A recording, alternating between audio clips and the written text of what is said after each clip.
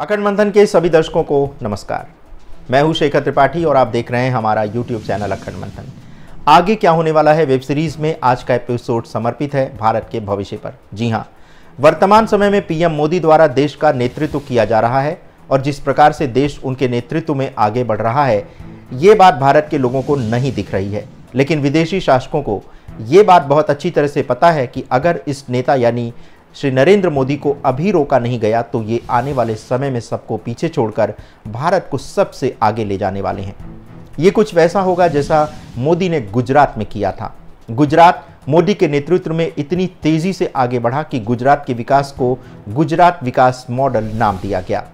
मोदी का प्रयास ये है कि आने वाले समय में भारत को इतना विकसित कर दिया जाए कि इसका नाम भी भारत विकास मॉडल पड़ जाए। लेकिन देश के कुछ कीड़े मकोड़े नेताओं को ये बात हजम नहीं हो रही है, क्योंकि ये कीड़े मकोड़े देश को चाट कर समाप्त कर देना चाहते हैं और मोदी के रहते वो ये कर नहीं पाएंगे।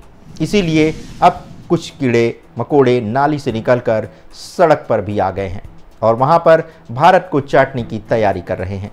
इन कीड़ों ने एक पूरा का पूरा झुंड बना लिया है और सब ने आपस में अपनी जिम्मेदारी बांट ली है कि कौन सा कीड़ा कहाँ काटेगा।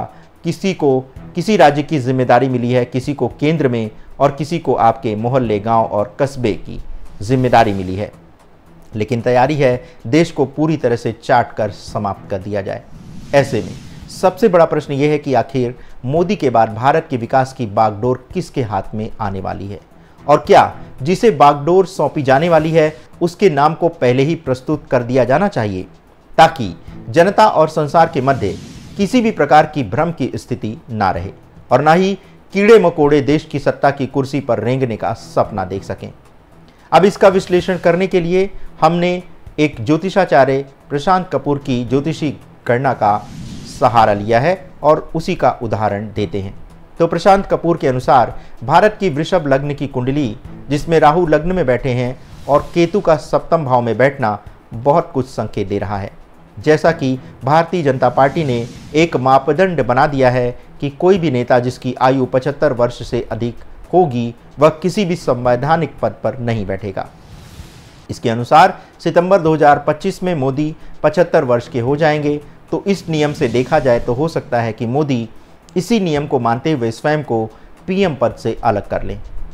तो क्या ये माना जाए कि सितंबर 2025 के बाद भारत की सत्ता में परिवर्तन होने वाला है?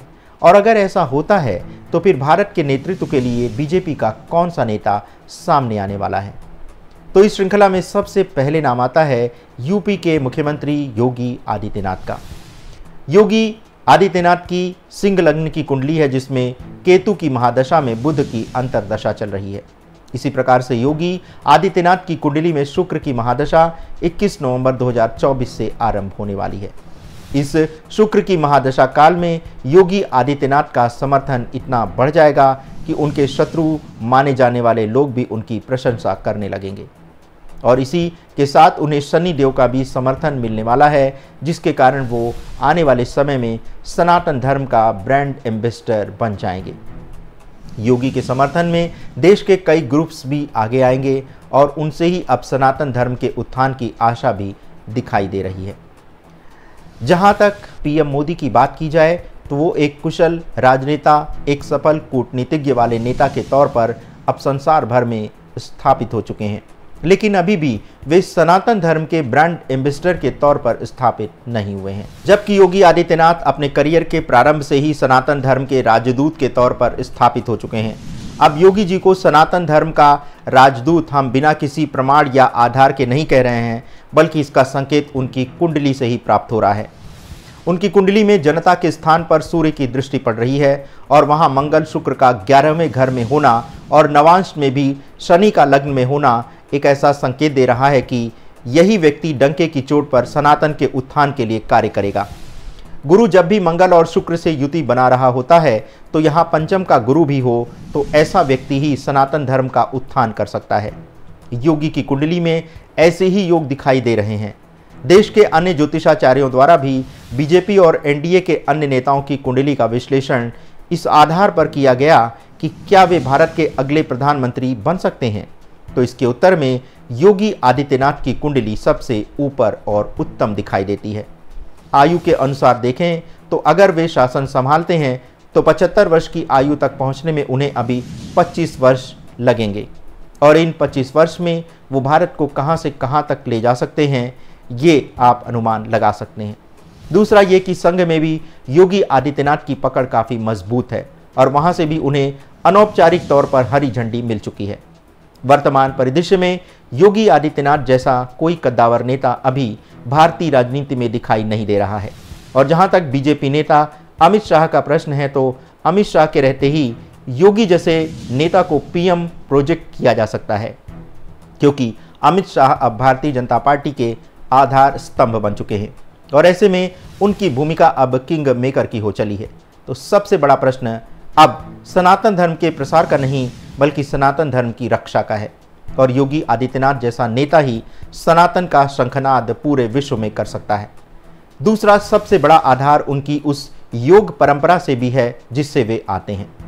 नाथ संप्रदाय भगवान शिव के संप्रदाय से संबंधित है और शिव इस जगत के आधार हैं। ना उनका कोई आदि है और ना उनका कोई अंत, वो अनंत हैं। इसीलिए इस अनंत कोटि ब्रह्मांड को अगर कोई चला रहा है तो वह महायोगी शिव ही हैं और योगी आदित्यनाथ इसी नाथ परंपरा से आते हैं। उन पर उनके गुरुओं का भी बड़ा आशीर्वाद है। तो आने वाले समय में मोदी के उत्तराधिकारी के रूप में हम योगी आदित्यनाथ को ही देख सकते हैं। ये और बात है कि लोकसभा 2024 के चुनाव में उनके प्रदर्शन पर भी प्रश्न उठे हैं, लेकिन शुक्र की महादशा आरंभ होते ही ये बात भी पुरानी हो जाएगी और योगी आदित्यनाथ भारत के सांस्कृतिक इतिहास को पुनः लिखने के लिए अगला कदम आगे बढ़ा चुके रहेंगे। और रही बात कीड़े मकोड़ों की, तो वो पहले की तरह देश को काटते और चाटते रहेंगे। ये कभी नाली तो कभी सड़क पर रेंगते दिखाई देंगे, लेकिन सत्ता का सिंहासन इनसे दूर ही रहना चाहिए। तो आज के एपिसोड में बस इतना ही। मिलते हैं नए अंक के साथ, तब तक के लिए हमें अनुमति दें। धन्यवाद, नमस्कार।